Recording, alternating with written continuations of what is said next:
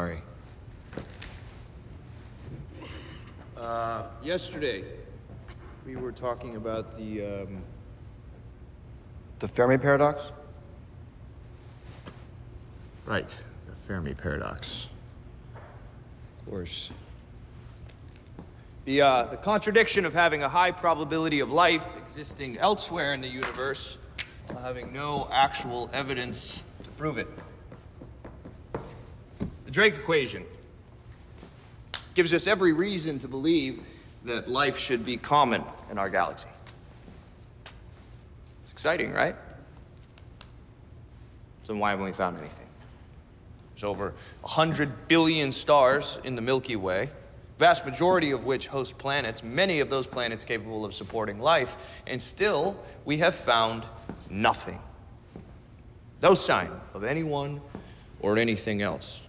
And believe me, we're looking. Night after night after night, we are staring up at the sky, we're burying ourselves in mountains of data, all because we know that one day we will crack this thing. And if we don't, you will, right? Yeah, go ahead. Didn't NASA predict we'll find evidence life exists beyond Earth within the next decade? After you've been in this field a while, you learn to take those predictions with a grain of salt. Okay, but the game is changing, though. The TESS and the James Webb telescopes launch soon. We'll stand a much better shot at finding something. It just seems like you're... Oh, please, don't stop. It was just getting interesting. If you're frustrated that you personally haven't found anything, then maybe it's pointless for you to keep looking. Curious, is that a fact or is that just your opinion? Look, I just think... You think, so it's your opinion. Yeah. If this is a dead end to you that wastes your time, might as well do other things. What other things could be more important to humanity than answering the question, are we alone? Reproduction? Or like, love, even? Love, that's pretty good. Remind me of your name? Kiefer. Nice, Kiefer. You seeing anyone, Kiefer? No, not really. Okay. Why don't we do what scientists do? Let's take a look at the data. All right. L is the value of love. Now, we have 250 students in this class, or at least enrolled in this class. And 4 out of every 5 of you, statistically, will get married. So that's 200 students married. Now, last year, we learned that 2 out of every 5 marriages will end in divorce, which gives us 120. 120 of you who will fall in love and stay married. That's less than half the people in this class. But that's just marriage. You're absolutely right. Let's talk about the 85% of relationships that end in breakups, or the 20% of breakups that lead to depression, or the 3% that lead to suicide. Or wait, let's talk about the 56% of people who admit to a history of infidelity in their relationships. Those are just random statistics. They don't actually prove anything. Proof. Good. I want to ask you guys something, and be honest. Raise your hand if you've ever been hurt by love.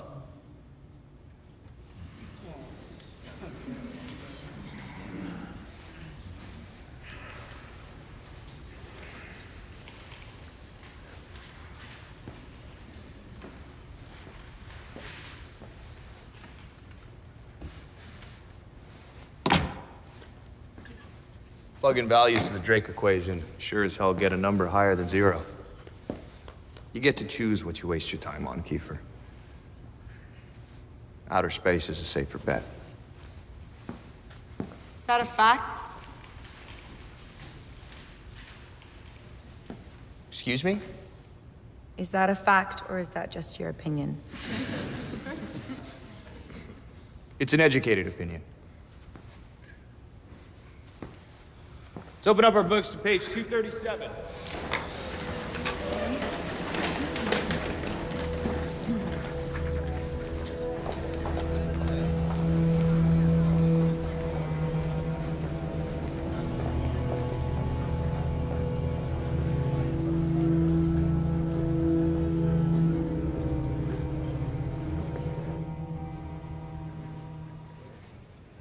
I was reading this article online about life hacks.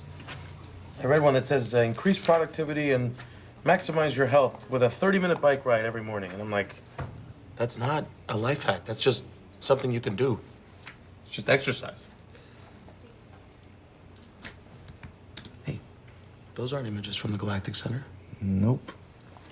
Isaac, you can't just be shifting the telescope to fish for Earth masses. This is your advisor's grant money, not yours. Switch it back. I did. I'm Relax. still there. Switch it back, please. Is that time stream data transferred yet? It says 1 minute. I don't know why you can't just wait for the test to launch like everybody else. I'm just getting a head start. While every citizen scientist and their dog wait for that data, I can actually be looking for a habitable planet. Come on, you're telling me you just want to be another guy sitting at home looking at test data in his underwear? Actually, yes. That's a life hack. I might go commando. Just a robe. Get a nice breeze going. Hey, Joelle, hi. Hey. You didn't hear what we were just talking about, did you? Doesn't matter. Just a second here. All right, now, your error calculations were great, but you mislabeled the axes on your plot, but I didn't dock you for it. It's just something to keep in mind for the formal report. Okay? You should be happy. You did well.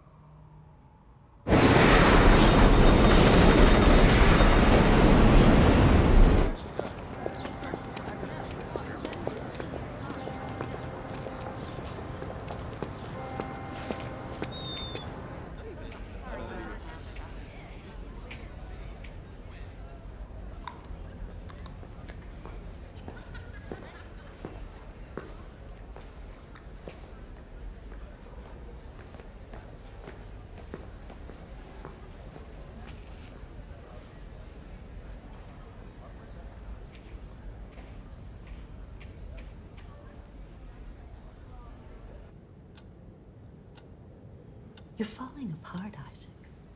What were you thinking? Misappropriating telescope time like that, it's not acceptable. I know. You'll be replaced on your advising professor's project. That won't be necessary. Look, I have been detecting planet transits on my own time, right? It was never my intention to sabotage anyone else's project. Right now, we insist that you take a break. What happened at yesterday's lecture? There were complaints. It's nothing. It was a bad day. It's been more than one day. You're right. It's been about 2 years. I know that things have been tough. But I have to draw the line somewhere. Use your break to get this wild goose chase out of your system. Well, I'd still like to be in the lab on the weekends. You aren't listening. Facilities are for active staff only.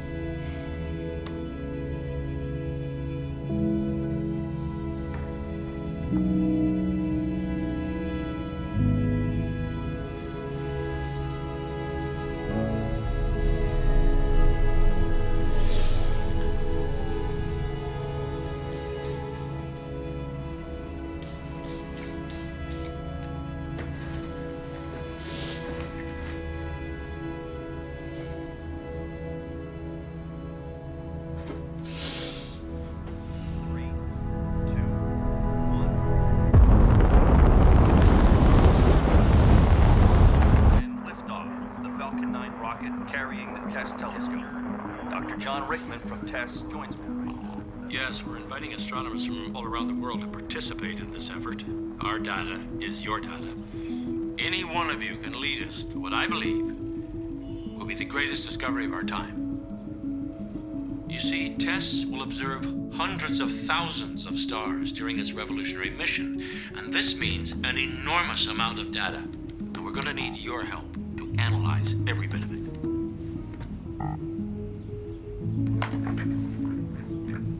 Jimmy, I need access to the cluster, otherwise I have only my home computer and my laptop to run through these test data sets. There's a lot. It's going to take me 1,000 hours to do all of that work here. We would like everyone involved in this community-wide effort to go ahead and reach out to others. No matter what level of astronomer you are, professional, academic, independent, you can contribute to this search from work, from home, wherever you like.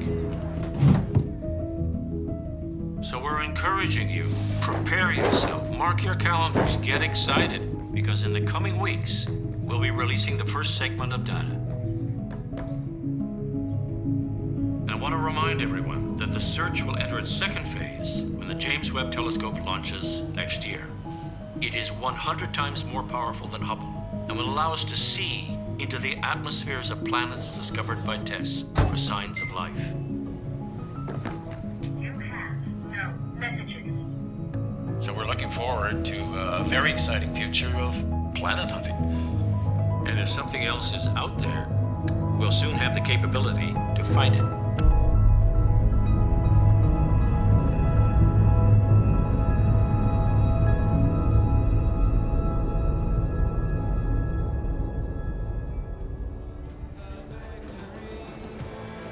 So, nobody wants to be an unpaid intern, huh? It's better than dealing with pretentious millennials all day. Okay. First of all, you are the most pretentious person that I know. Thank you. Second, we get to teach people about space. I mean, what's bigger than that? Literally, that's the biggest thing there is. Yeah, all we get to do is teach it. And then this small, tiny amount of time they give us for original research, what are we supposed to do with that? That's not enough time to make any significant discoveries. Who said we had to? No one, but don't you want to? I'm good. Charlie, we work in a field where we can push the boundaries of everything we know. I'm sorry, I just don't feel like we could do that from a classroom. Wow, that's an incredibly reductive way to talk about the thing that I love doing, personally. Come on, Charlie, you know that's not I what I like meant. to teach, you know what I mean? Could you give me a big shot of it. You know that's not what I meant. Uh-huh. Come on, Charlie, you and I both know that there is something out there. You can't just stop looking. Okay. And besides, if someone doesn't do this kind of work, then you'll have nothing to teach. See? Pretentious. Oof. Hey, you wanna ride? No, I'm good. I'll walk. You sure? My car's just right over there. Hey, listen, you wouldn't have any interest in helping me out with my data, would you? It could be like old times. Undergrad labs. You know, just with the baby coming, it's not Right. gonna be a lot of time. I'm sorry. No, don't be. Anyway, thanks for the drink. Yeah. Hey, are you sure you're okay? Yeah. I will be. See you around, Charlie. Hey, we should do this more often, huh? Call me back once in a while.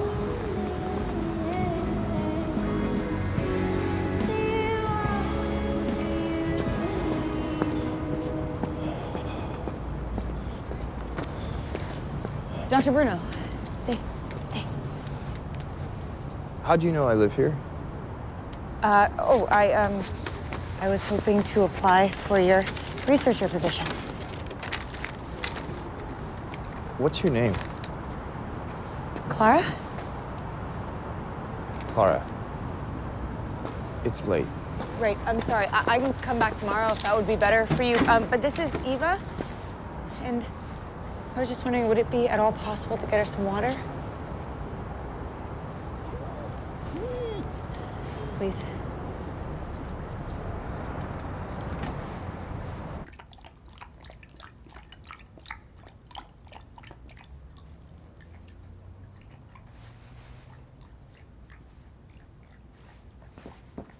All right, so, what level of post-secondary education do you have? Wait, you'd go to school, Yes. right?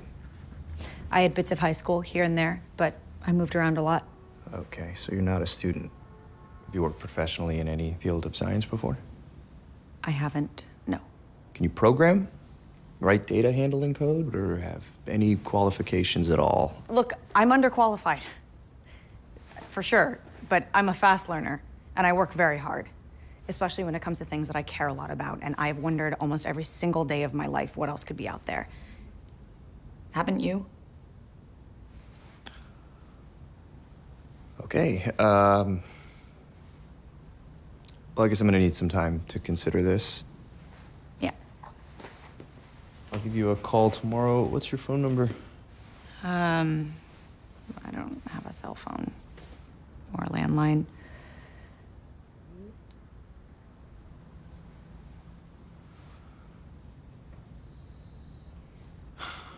I'm guessing you saw I had a room available in my ad. Do you have many other applicants? Are you fielding a lot of other options? You know what, I'm sorry, but I don't think this is gonna work out. Wow. That is an incredible vinyl collection. Thanks. Can I? Just like one song? Yeah. Great.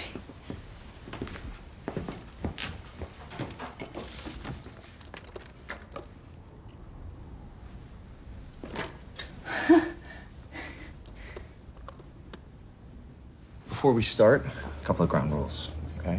We're gonna keep this objective and professional, right? We're not roommates, we're not friends, we are research partners, all right? Got it. Good. So, I think we should start by talking about what we're gonna be doing. Americano with 3 extra shots and a warm water with honey. Thank you. Here, can you take that? Thank you. Thanks.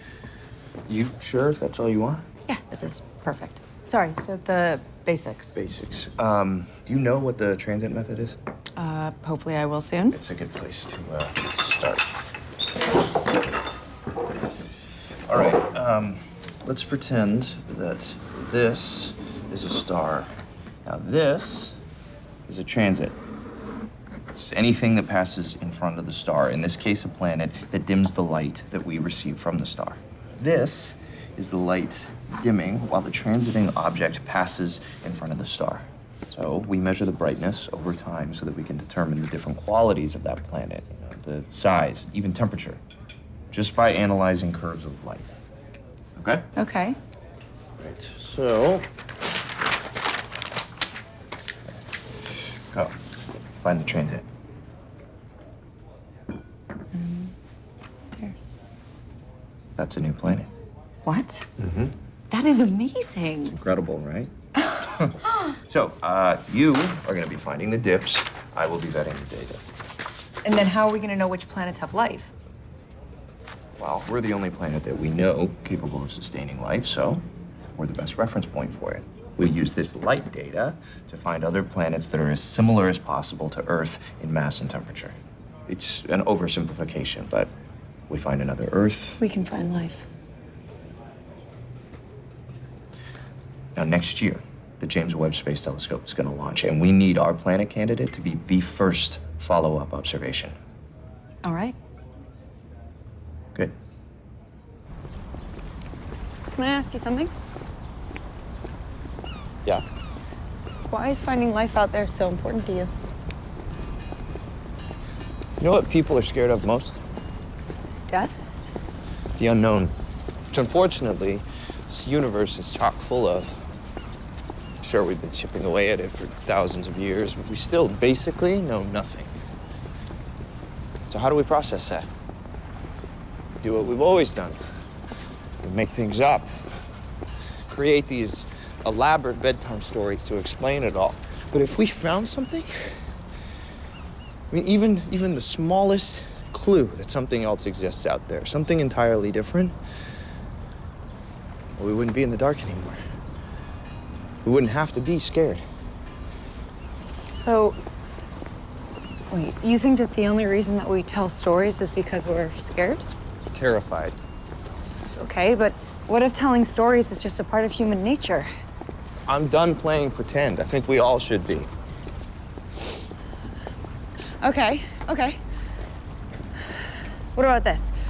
Let's say there's a scientist who is brilliant and very well respected, who makes game-changing, world-altering advancements in his field, but he's also religious. His driving force is his faith, his belief in God, a bedtime story.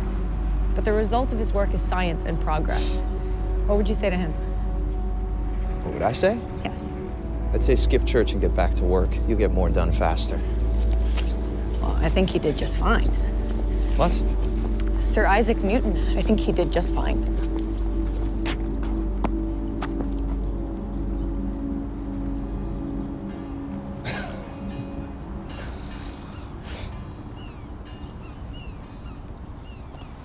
All right, we got work to do. These are M-dwarf stars, smaller, dimmer than our own. Now, TESS mainly focuses on brighter, bigger stars like ours, but that means one transit roughly every 365 days. Now, these M-dwarf stars, planets orbit them in a matter of weeks. So less waiting around. Exactly. So if we focus on these stars, we have an edge over everyone else looking through this data. That's it. That's one. So is that gonna be a planet? Really? We got one. That's so cool. Why the rush? The James Webb Telescope will follow up on planets discovered by TESS. Now, if we're the first ones with a perfect candidate, we have a chance to be a part of something huge. You mean when we find out we're not alone? Mm-hmm.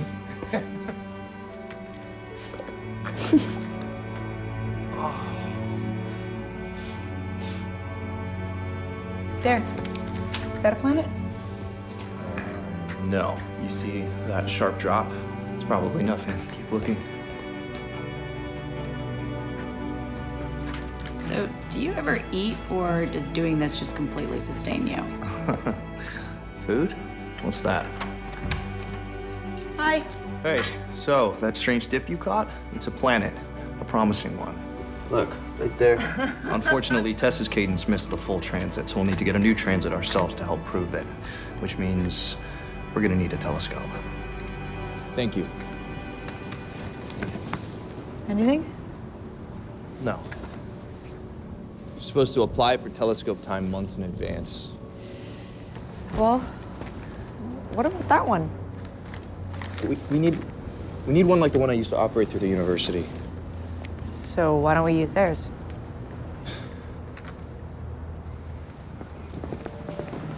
Keep an eye out for campus security. This is gonna take a while. Okay. Okay. Come on. Go.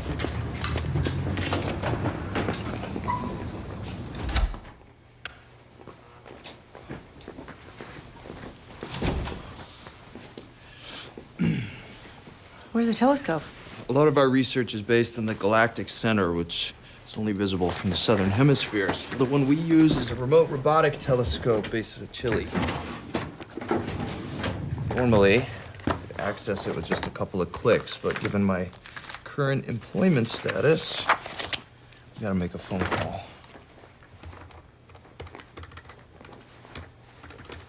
Hello. Hi, hola. My name is Dr. Bruno, Dr. Isaac Bruno. I last accessed the telescope on March 14th at approximately 3 a.m. See. Could I have the telescope shifted to new celestial coordinates?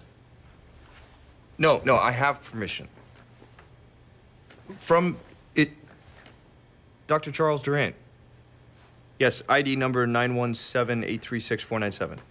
No, he's not here. Listen, this is only gonna take a couple of hours, okay? And then we'll put the telescope back and... Clara. Hola, buenas noches. Me llamo Clara. Soy un asistente de investigación trabajando con el Dr. Bruno. ¿Cuál es tu nombre? María. ¿Cómo te va el día? Qué bien. Es bueno escuchar eso. Yo sé que será difícil por su lado sin autorización. Sí, solo unas pocas horas. Bueno, muchísimas gracias. Hey, nos hiciste el día, María. Ciao. All right. She said it'll take 15 minutes, but it'll be ours. What did you say? I asked her how her day was. I was about to get to that. Yeah, I know you were.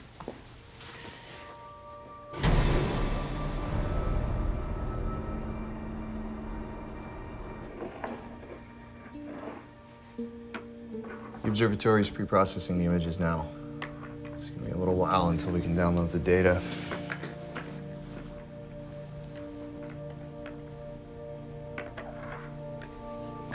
What are these rocks you take everywhere with you? This is obsidian from the Waiwash Pass in Peru. Amethyst from Zambia. Celestine from Australia. It's really rare there, actually. This was a gift. Pyrite from Navayun. This piece is pretty impure, but I watched them chip them out of the ground like they were designed, printed like perfect cubes. What about this one? You're gonna like this one. It's a meteorite from Antarctica called Chondrite. Wow. Yeah. You know this is older than the sun? Mm-hmm. Why did you go to Antarctica? That was actually the one continent that I couldn't get to. But that was my first one. That's what made me want to travel. Why? I grew up around here. Group care, foster homes. And they were not great for the most part, but they used to let us go on these trips to the waterfront or to the island, you know, and me being me, I would sneak off and I would find these families with really nice beach towels and snacks, and I would sort of befriend them and pretend that they were my own. And anyways, one day we went to the pier, and when I snuck off, I met this guy who was a sailor. He was this huge Icelandic guy with this big red beard and these glacial blue eyes like yours, and he let me help get his boat ready to sail. He taught me all about the proper rigging and even how to signal with Morse code. And I loved that as an 8-year-old. And when we were done to say thank you, he gave me that. And he told me that not only did it come from the opposite side of the planet, it came from the stars. Meteors aren't stars.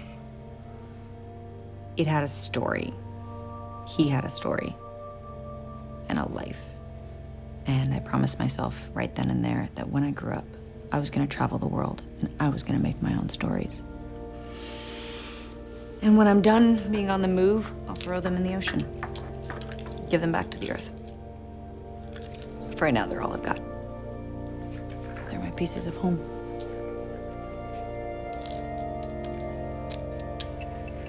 So, when did you move back? A year ago. All of the bouncing around really started to take a toll on me, so I decided it was time to come back. Been selling paintings to get by, and also I found Eva, so we've just been taking it easy, hanging out. Uh-huh. So you speak Spanish. What else you got?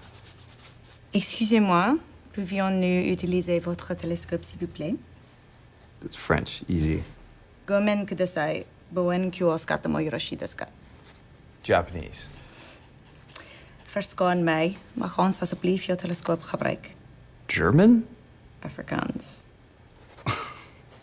People pretend that we're all so different, but really everybody just wants the same thing. They all want to hear thank you. They want to be asked how their days are. They want to hear I love you. Sounds like there's a story there. More than one. Oh.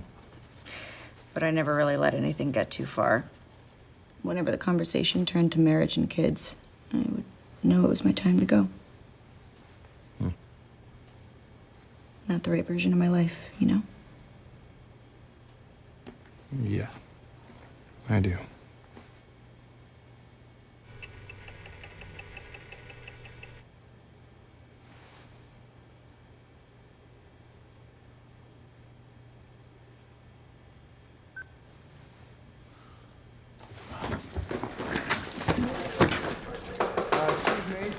Campus is closed right now. You're not supposed to be in here. Shit, Clara. Clara, hey, come on. Campus security. We'll have to find a way to get the data later. Go. Okay. Go. Okay.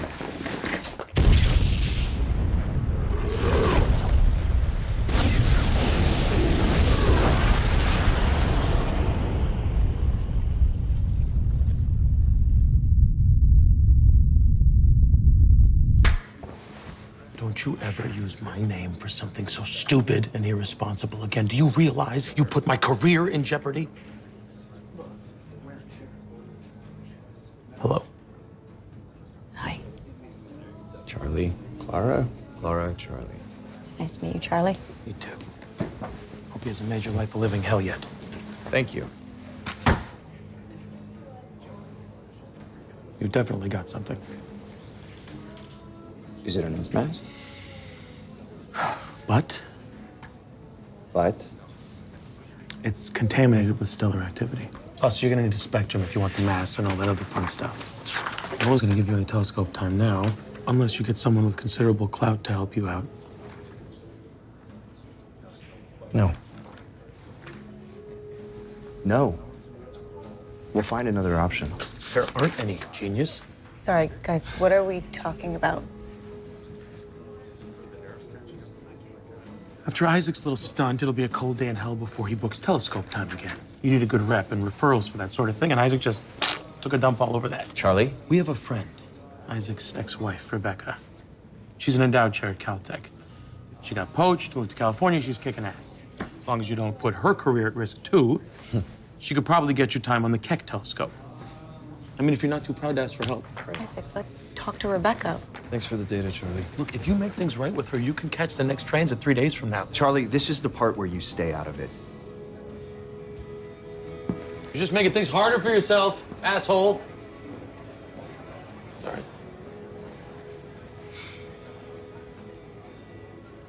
Believe it or not, he's the smartest guy I know. Was it as bad as I think it was? The worst.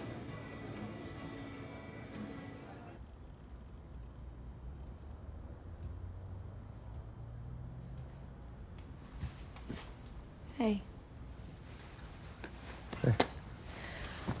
Do you have any extra pajamas other than band t-shirts? Yeah, should be something in your closet. Some stuff that Rebecca never wore. Are you sure? Yeah. Okay. Actually, here, I got you this. It's not gonna bite you, come on.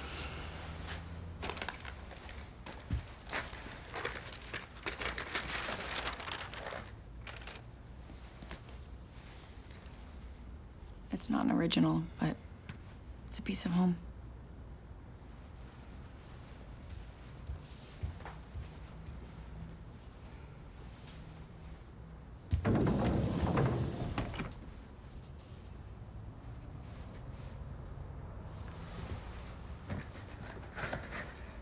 I'll let Dr. Jenkins know you're here. Can I get you anything? No, thanks.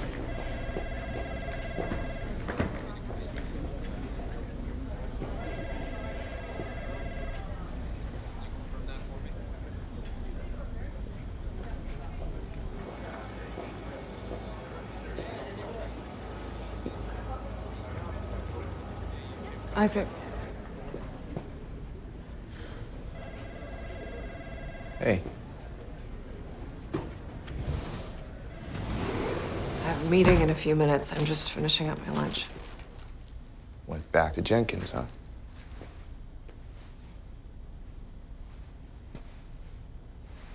It's new. A little contradictory, don't you think? In our field? So you never answer any of my phone calls and then you just show up here out of nowhere? Rebecca, I need your help. I need to prove that the planet I found is habitable. And I'd assume you'd want that too. Test is just launched. James Webb to follow. Ground telescopes are going to be fighting for renewal. We're always fighting for renewal. Exactly. Oh, okay, so you're here to help me. You're obsessed, Isaac. You used to want this too. I used to want a lot of things.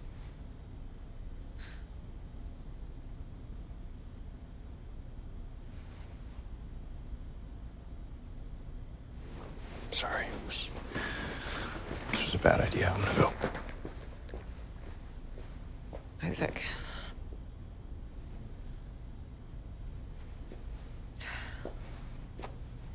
Finding some other life forms isn't gonna bring him back. I know that. But it's all I have.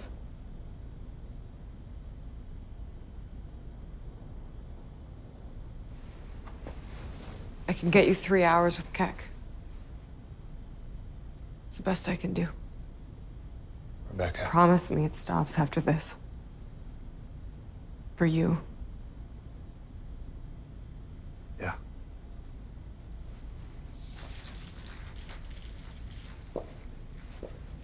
Here. I know you.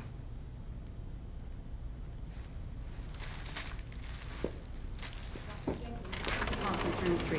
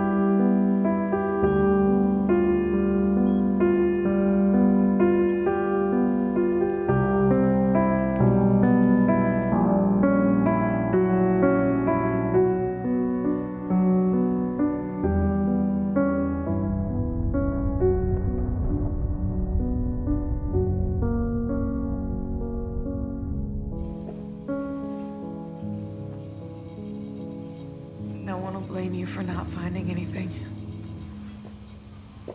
I'm sorry, Isaac. Look, Oh my gosh. It was right on time. Mag 13.5, just right for a James Webb follow-up. And the planet's diameter's 12,800 kilometers. Sound familiar? With a density of 5.4 grams per centimeter cubed. It's definitely an Earth mass. Yeah. And the planet's distance to the star? 0.5 astronomical units, which gets me around 303 Kelvin. Inside the habitable zone. 20 light years away from us.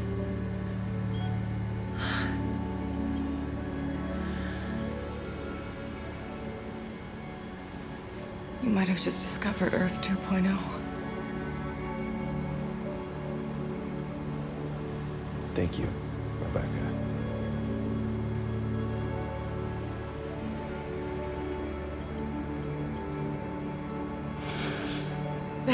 Oh, all right, I need to submit this to NASA immediately. Of course. You owe me a sandwich.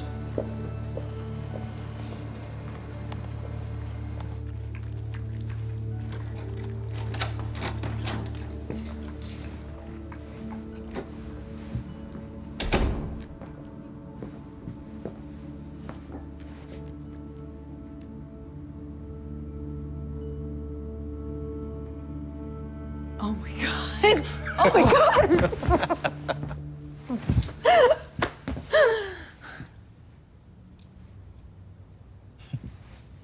I want to show you something. I found our star. It's a little hard to see with all the city light, but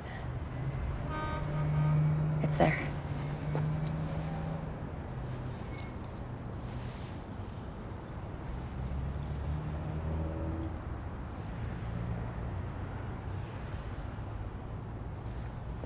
I've got an idea.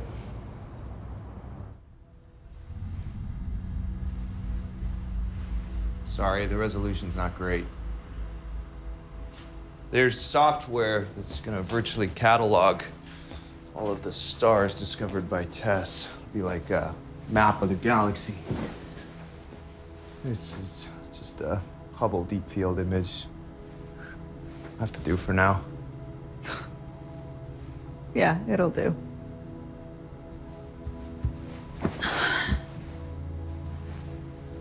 Seems too beautiful to just be random.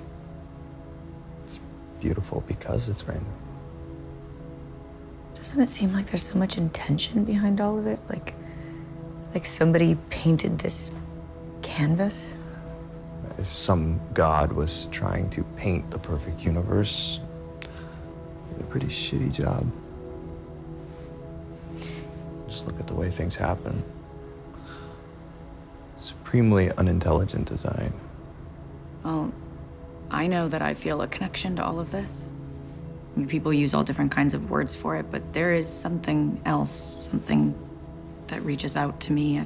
I don't know how to explain it. Clara, that connection you feel basically just boils down to a release of chemicals in the brain, like serotonin. There's more to it than that. There really isn't.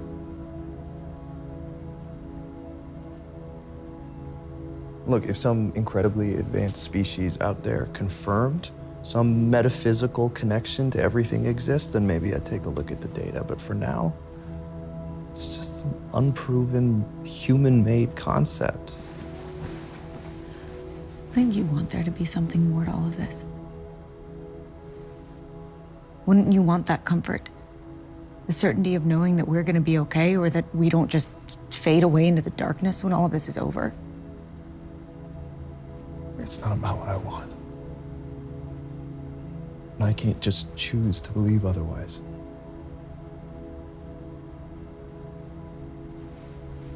Sorry. Well, I've always had the feeling that the universe can still surprise us.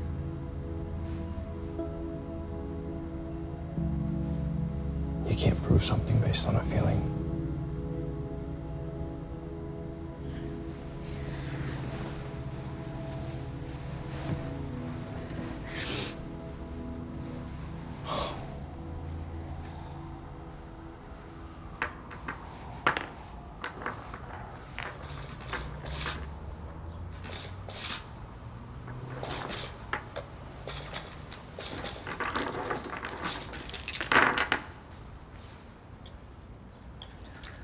Why do you keep moving those around? Just helps me figure out where I need to get to next. What do you mean? And you said it yourself. We're not friends, we're not roommates, we're research partners, and we made our discovery, so Exactly. Finding the planet candidate's just the first step. I mean, there's still plenty of analysis to do. You don't have to leave.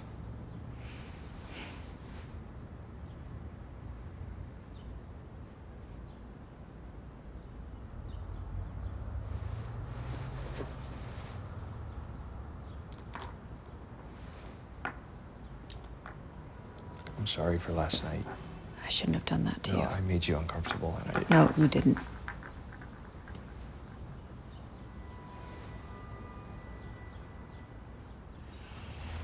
Okay, then.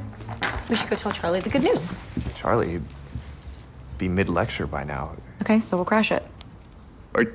I don't really want to be seen on campus. Hence, crashing. If you only look up from your phones to glean one piece of information from me all semester, let it be this. Data. Data is everything to us, yes? Without data, we wouldn't understand what we're looking at. But if you're like me, and staring at graphs all day is not a lot of fun to you, well, there's a way to make it fun.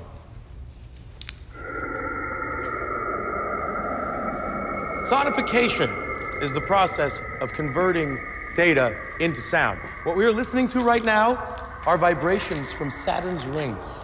Consider what you're actually listening to. It's pretty trippy, right? Let's switch it up. Listening to data is very useful for detecting patterns. If you think about it, basically every song on your radios, on your streaming devices, can be broken down into data. Now, I've put the MP3 of this sonified track on E-Class. What I want you to do is go home and reverse the sonification process. Convert the sound back into data. That's it. Get the hell out of here.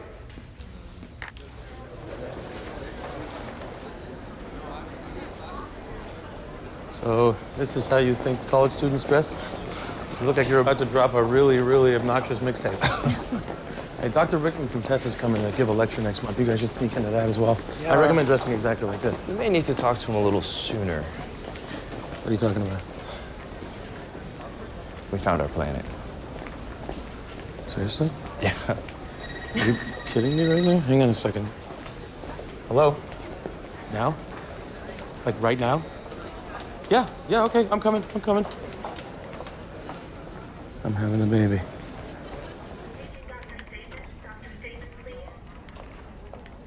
Hi, my wife is having a baby. Our baby. It's Maya Durant, M-A-Y-A. Just love to know what floor she's on, please.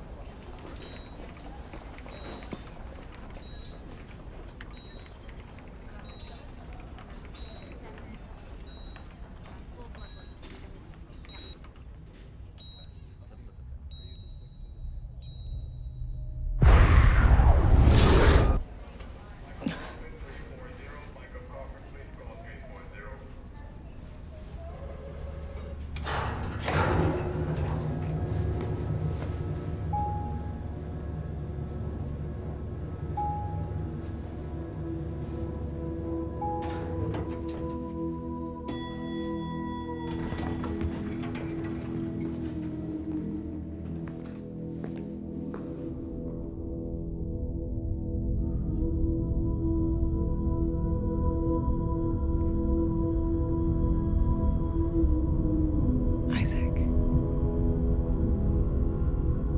you're gonna be a father. Isaac, he's not breathing. I don't want to lose this. Just give us some space. Just focus on me. Still no heartbeat. I'm so sorry.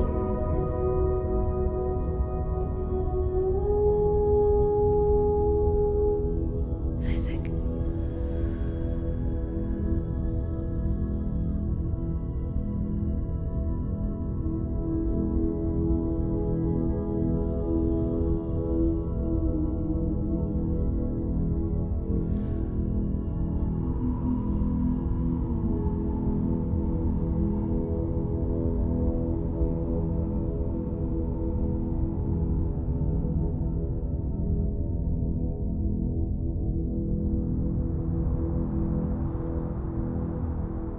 What are you thinking about?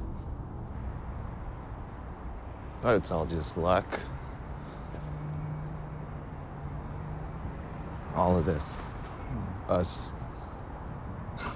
It's just this total cosmic accident.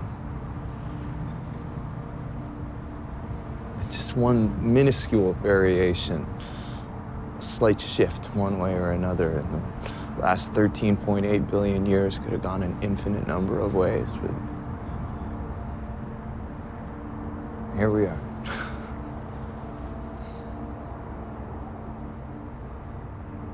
Recycled matter. Dust.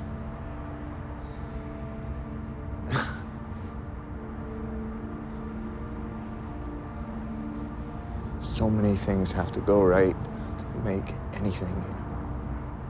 An atom, a star, a tiny person.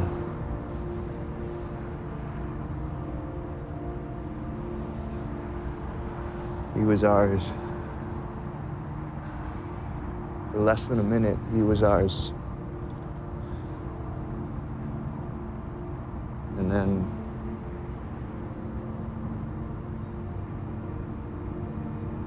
he wasn't. Isaac, I wish I could tell you why bad things happen to good people. Why life just stops. But I can't. All I know is that the universe went our way, and we're here.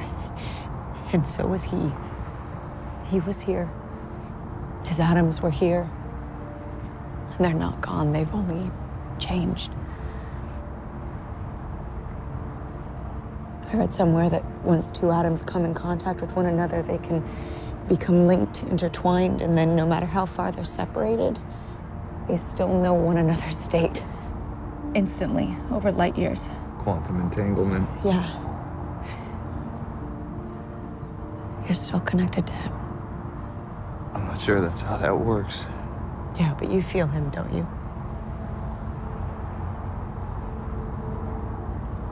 Well, maybe somewhere, somehow, he still feels you.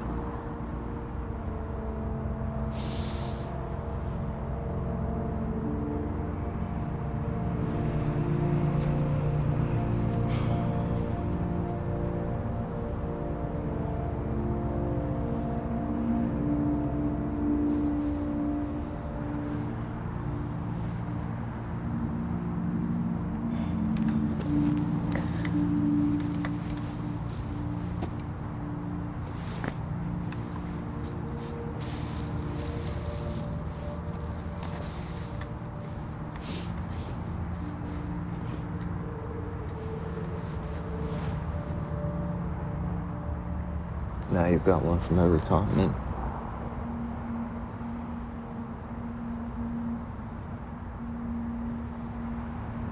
This one will be both of ours.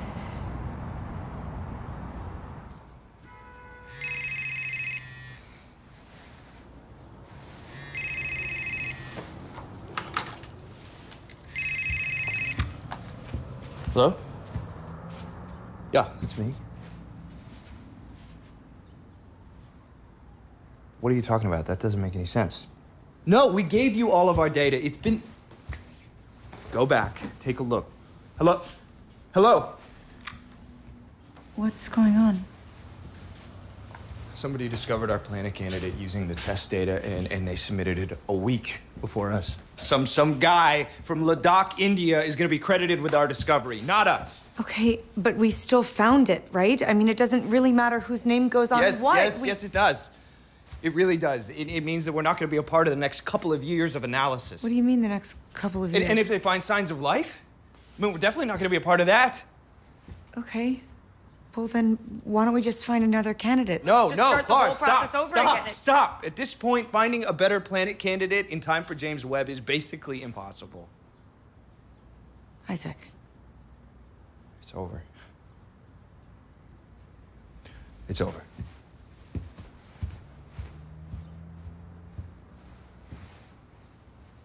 We made our most intriguing discovery so far, test 421A. And 421A, it orbits an M dwarf. It's in the Goldilocks zone, where the temperature is just right for liquid water. It's about 20 light years away, and its size is closer to Earth's than any other planet recorded. Has TESS found any initial evidence to suggest that there is life on this planet? No, that's not the primary objective of TESS. I mean, we're merely we're a survey mission, the search for Earth-like planets. Webb's infrared capabilities will allow us to... The objective of TESS is to find an Earth-like planet. Its atmosphere, so determine composition, identify biosignature gases. Wait, everyone is looking for Earth-like planets. They're all looking for circumstances that are right, but what if we look for things that are wrong? What do you mean? Even if a planet has life, it could just be microbial. It would be too small. We wouldn't be able to see it. The only way to truly know if we find an advanced species is to see the result of their existence. Atmospheres affected by fossil fuels, or large megastructures that are big enough to make a transit, or solar energy harvesting, footprints. Older and more evolved civilizations are bound to have produced unnatural phenomena.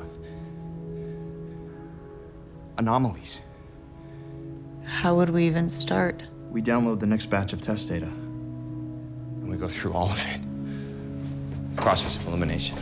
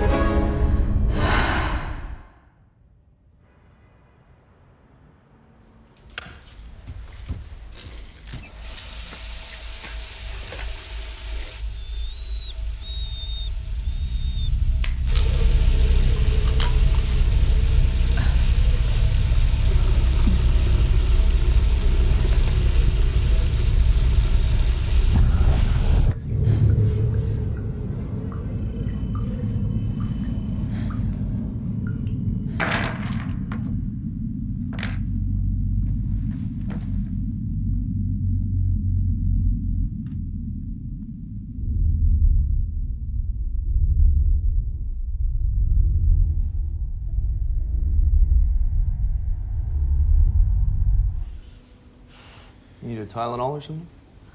Mm-mm. What are you doing? Drawing. Evolution.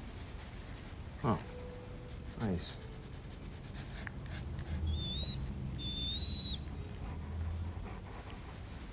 You know, Eva's much closer to me these days. Oh, yeah? When I found her, she was a stray. She was wandering without a home. Maybe it's her who found me. And I'm a stray. Holy shit. I think I found something. I found something. What am I looking at here? You'll see it. This is bad data. What are you talking about? Look at this. The data captured over these days. Look at the strange periodic dimming of the light. That suggests strategically scattered objects orbiting this star. This is too intentional to be debris. This could be some sort of partial Dyson sphere, some advanced civilization harvesting their star's energy. Charlie, would you look at this? You know aliens are always the last thing you're supposed to consider, right? This is not natural, man. It's bad data. There was movement on the spacecraft. This batch is riddled with errors. I'm surprised you don't know that. Oh, shit. I think you might be too close to this. Everything okay? Hey, I heard you were under the weather. You look like you're on the mend. Not really. But I just came in here to get a glass of water and then I'm gonna go back to bed. How's Maya? Good, good. I mean, Maya's a little nuts, you know. It's kind of hard to get any sleep when the baby's crying every 7th minute. Uh-huh. Afraid I'm gonna come home one day and she's gonna have a note taped to the kid's forehead that says she's moved to Puerto Plata and she was never really into dad bod. Come on. But besides that, we're good. Well, if she needs a tour guide, just toss her my way. You know, sometimes I miss being on the move. Good night, you guys. Hey, good night.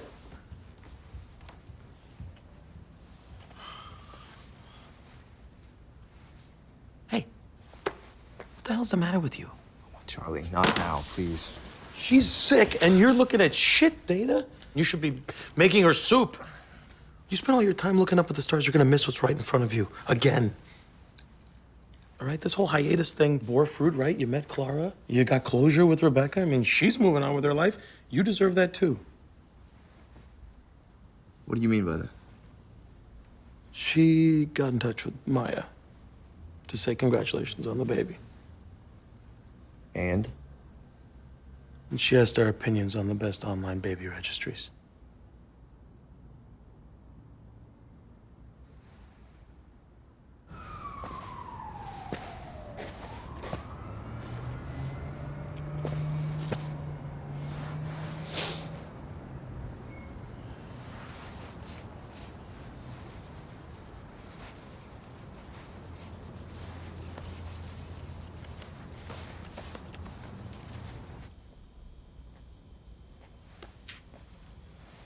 Hey.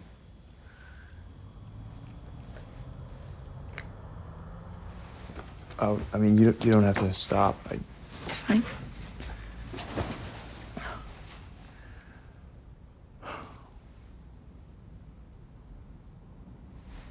How you feeling? You don't have to worry about me. But I do.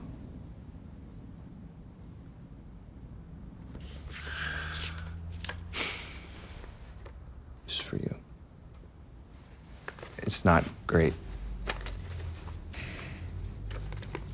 I tried to do everything he told me. I got charcoal all over my hands. I just figured, you're never in any of your own sketches. You're always busy observing everything else. I just wanted to let you know that I see you.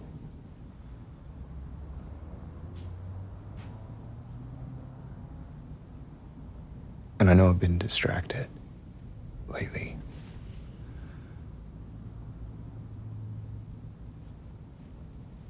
I've been thinking about that look on Charlie's face when he was holding his baby for the first time. Everything just made sense to him. Yeah. And I realized that all this time, I've just been chasing that look. I thought that I thought all of this, the work, I thought maybe if I could find life somewhere, if I could just find something living, then maybe Isaac.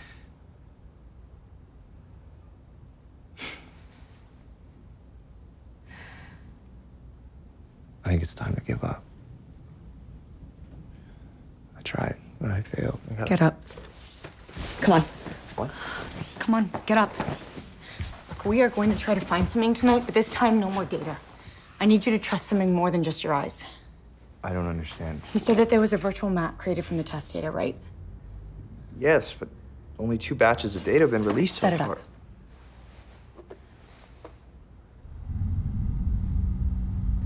We're gonna pick a star. At random? No, not at random.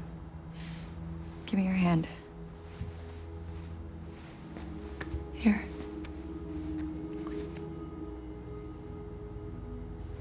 I want you to see what I see.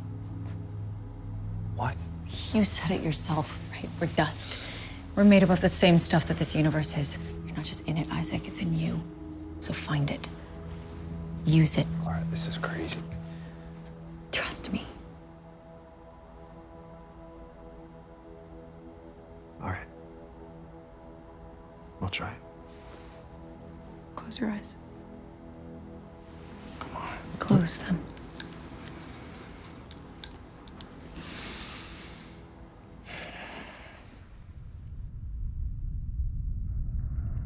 Let yourself drift.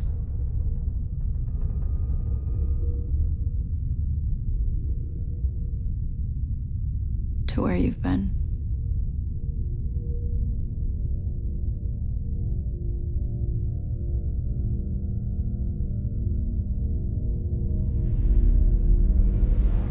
And where you can go next.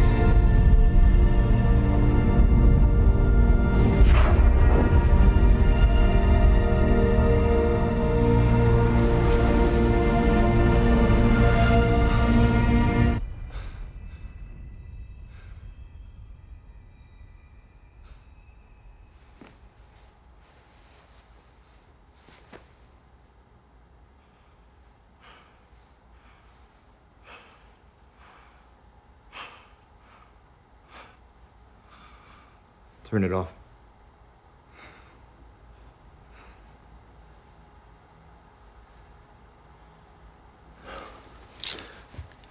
Isaac. I can't believe I let you talk me into that. I saw you feel something. We just need to try When are you gonna get it? You want the world to be this magical, connected place, but you know that it's not, and so you sugarcoat it with these bullshit philosophies. Because the truth is, You can't stand it, just like the rest of us. Isaac, I saw you feel something back there. I saw you feel something inside of yourself that you couldn't explain. So what do? You reject it because you can't prove it. No, because... You trust your data more than you trust yourself. Because I'm It's sad. objective! No, because you're lost. And I care about you. And all I wanted to do was... What, you wanted to make me another chapter in your scrapbook? Come on. Huh? You wanted to have some great experience and then up and leave just like you always do? No. It's like you said, you miss being on the move, right? You want to talk about trust? I trusted you. Right up until the moment that I realized that I'm just a pit stop on your way to somewhere else. Isaac.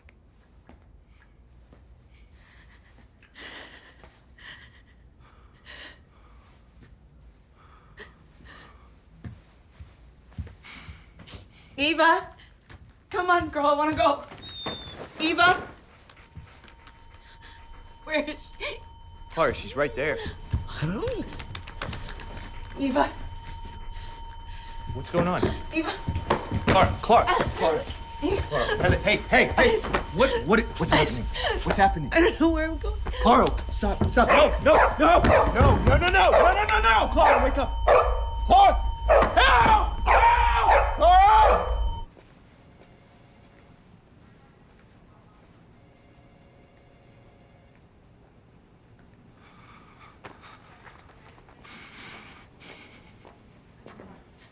Mr. Bruno, she's awake now. What's wrong with her? We think it's some sort of rare autoimmune disease. Her skin is being affected, her muscles are atrophying, her connective tissue's breaking down, and her organs. It's her heart, her lungs, her kidneys. They've been failing for some time now. No, this doesn't make any sense. She's been tired. She's been a little under the weather. Other than that, she's been fine. Fine. The state that you brought her in here, I'm surprised she can even walk and talk. The corticosteroid she was taking might have relieved her symptoms, but... Mr. Bruno, it was only a matter of time. We'll do what we can for Clara. Clara. I'm sorry, Clara.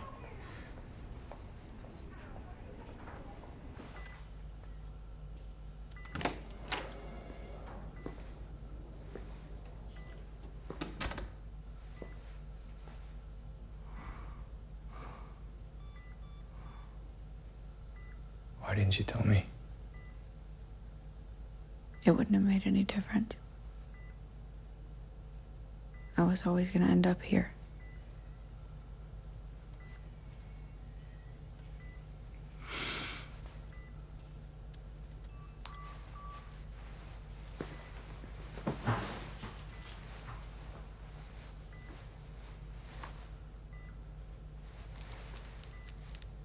I brought you these.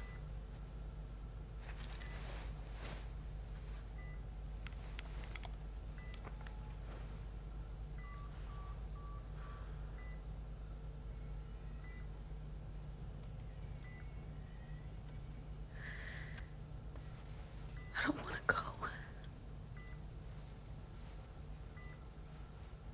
I really want to stay. I want to stay. I want to stay. Listen, you're not going anywhere. Because there is nowhere for me to go, right?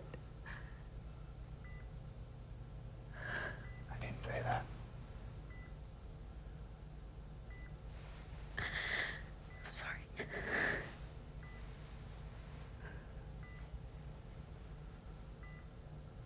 I'm sorry.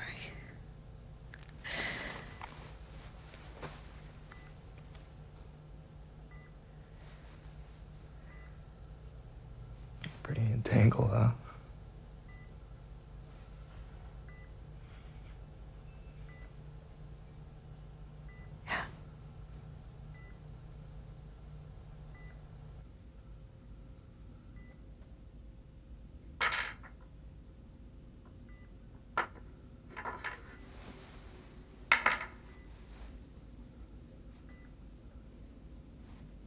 Clara.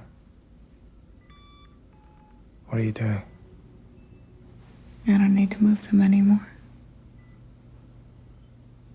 What?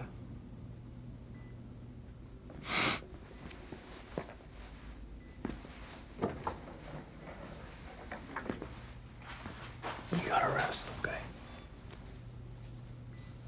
Just remember them like that. For me. Yeah. I will.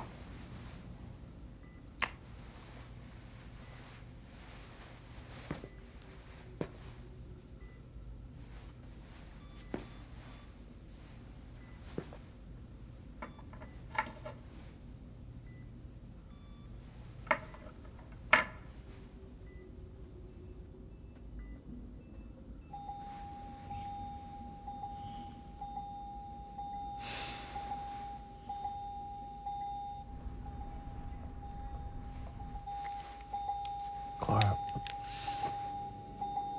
Isaac.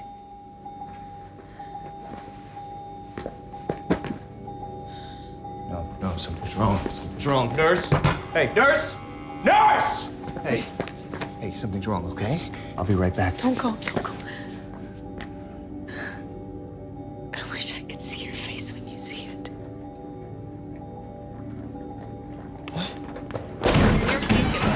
You're gonna have to stand aside. We're gonna have to step aside. Clara? Clara, can you hear me? Clara? Okay.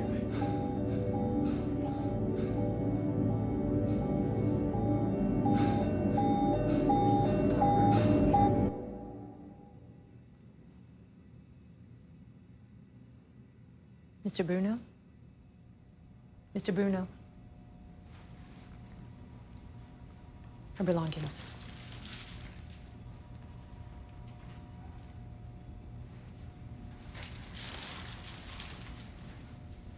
I'm so sorry.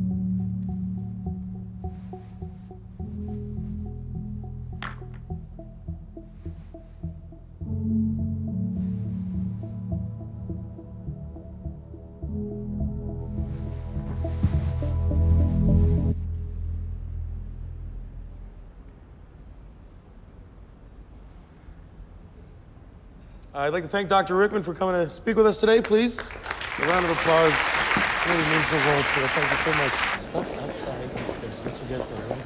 That's too much. Can you excuse me for a second, Dr. Rickman? Irene, I'll be right back. Excuse me. Hey, Isaac, man, what are you doing here? You didn't return any of my calls. What's going on? I need to speak to Rickman. Jesus, you look like you haven't slept. Are you okay? I'm fine. Well, did they figure out what she had? Charlie, I'm serious. I need to speak to Rickman now. I don't think that's a good idea. Charlie. Isaac, you need to stop this. You are not thinking straight. This is real. Please.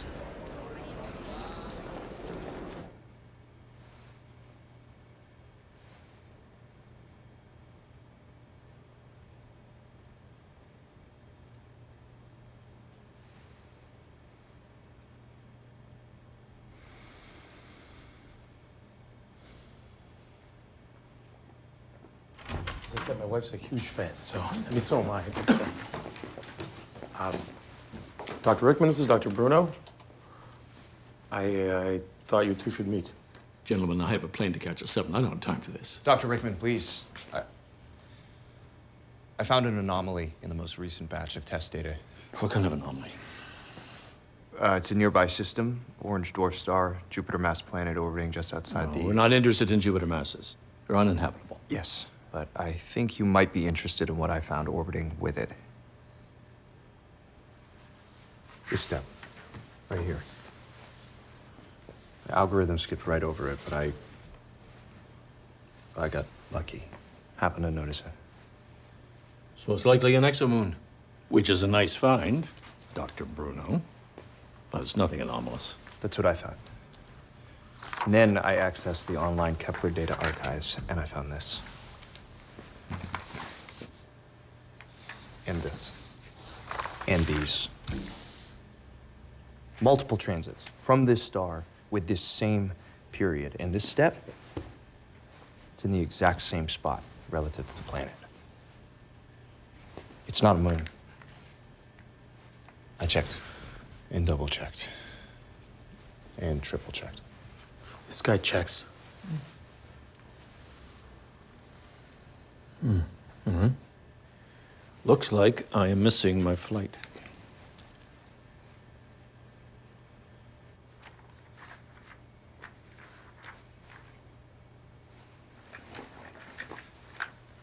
You know that whole aliens are the last thing to consider business is getting harder by the minute. Yep. Charlie, I got another favor to ask you. If this thing checks out, I want you to take the lead on it. What the hell are you talking about? This could save your career. This is your big discovery. No, it doesn't belong to me. It's hers. Well, that's why you should share it. I just did. Look, I'll see this part through. Besides, you'd look a lot better on the front of the paper anyway.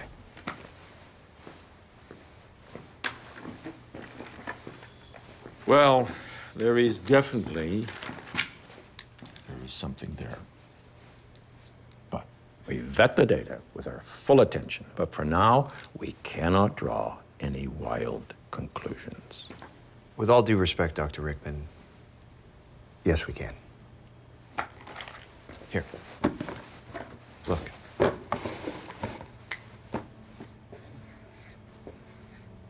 This planet is orbiting the star, just outside the habitable zone. Now, this object is orbiting with the planet, closer to the star and inside the habitable zone.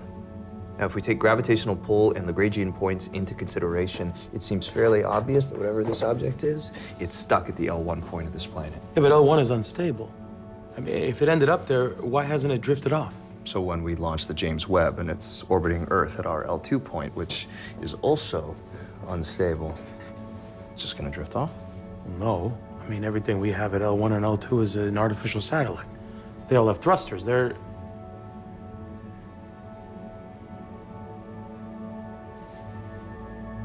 under control. So, something is keeping it there.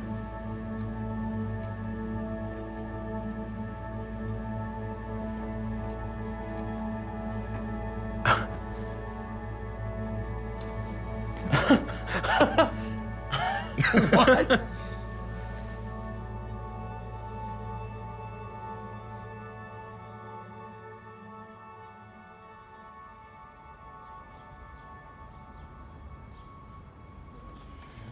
Good morning, everyone. Or good afternoon or evening to many of you who are watching this from around the world. 50 years ago, we sent astronauts to the moon as the whole world watched. And then after that, we stopped watching. We stopped looking up. Well, not everyone, but we as a species, we lost interest in what was above us. But in recent years, that has begun to change. Finding flowing water on Mars, soon sending men and women to live there. Space is once again uniting us as curious human beings. Well, today, our curiosity has paid off. Ladies and gentlemen, let me present first TESS 1417. It's 200 light years away. It's home to 4 exoplanets, one of them a Jupiter mass. And then this. It's a large object. It orbits with the planet, within the habitable zone. For the past 2 years, SETI has monitored the constant radio signal created by the object's presence. Although nothing in the signal suggests communication, there are frequent shifts that indicate the object's movements. It adjusts itself with the utmost precision. And therefore, we have concluded that this artificial object, it's the result of intelligent life. The panel will now take questions. Yes. Can you elaborate on what you believe this artificial object to be? We cannot begin to comprehend the architecture of an object this large, but that does not change the fact that this megastructure is being commandeered. We believe it to be some sort of space station.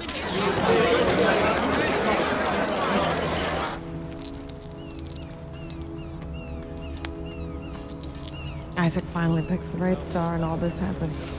It's crazy, right? You still never told me how he did it. I guess he just knew where to look.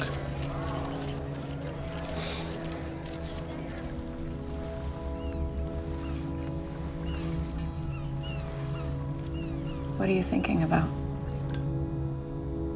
It's all just luck.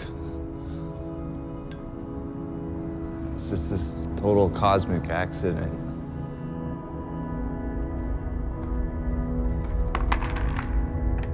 What are these rocks you take everywhere with you?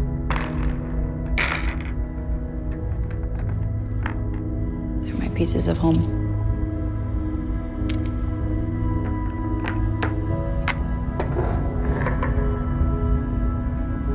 Oh my God!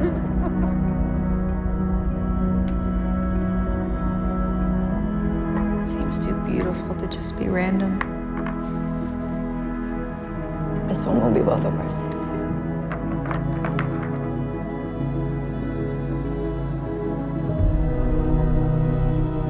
Isaac.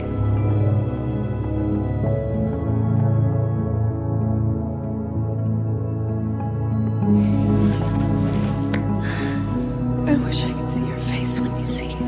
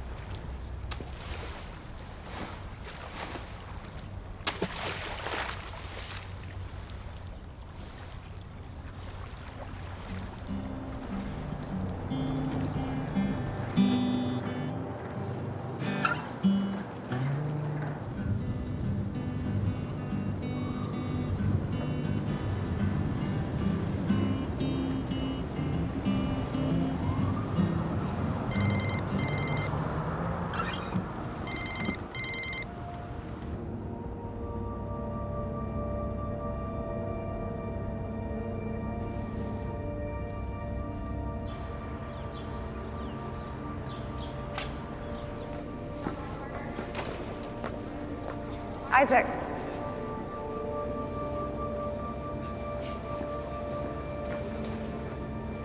How are you? I'm good. How's your son? Great. Paul will be 2 in a couple of weeks. He's getting big. Wow. Sorry for being so cryptic on the phone. First contact isn't something you spill the beans about on an open line. They made contact? That's what it seems. 2 weeks ago, an electron spin detector at Los Alamos was observing a particle for an unrelated project. The particle started spinning bizarrely. Soon we realized it was being manipulated to get our attention. They must have exploited entanglement to instantly send us data through quantum states. I don't understand. What kind of data could you send through spinning particles? The particle would vary between 2 specific transformations only, so we assign 0s to the first spin and 1s to the other. Binary. Not just that. The 0s and 1s were in Morse code patterns. It's beyond us how. But they must have found a way to probe us relatively recently if they're using Morse to send a message. Well, what did the message say?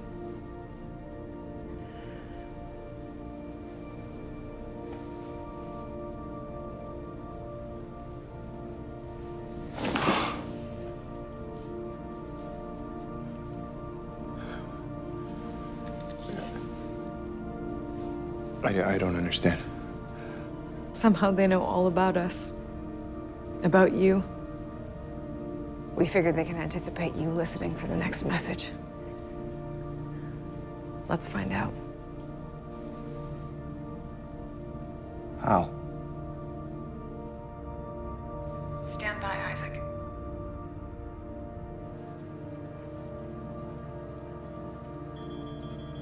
Los Alamos is detecting transformations again.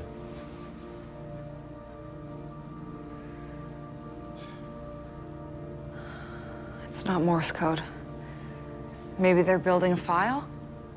Then we need a format. Okay, try a text file.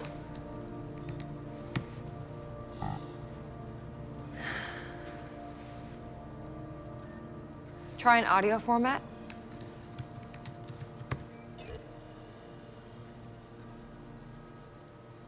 Okay.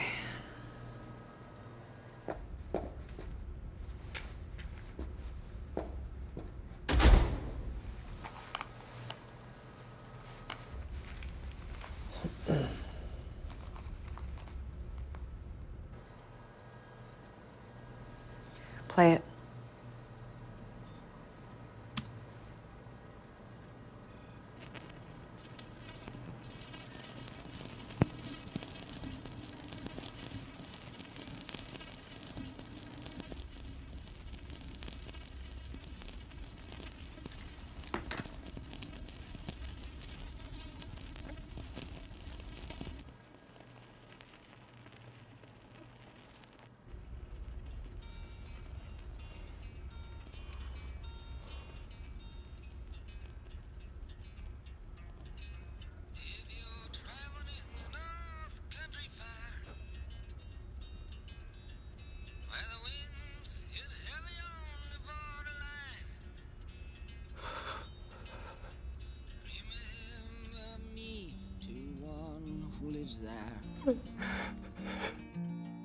For she once was a tree.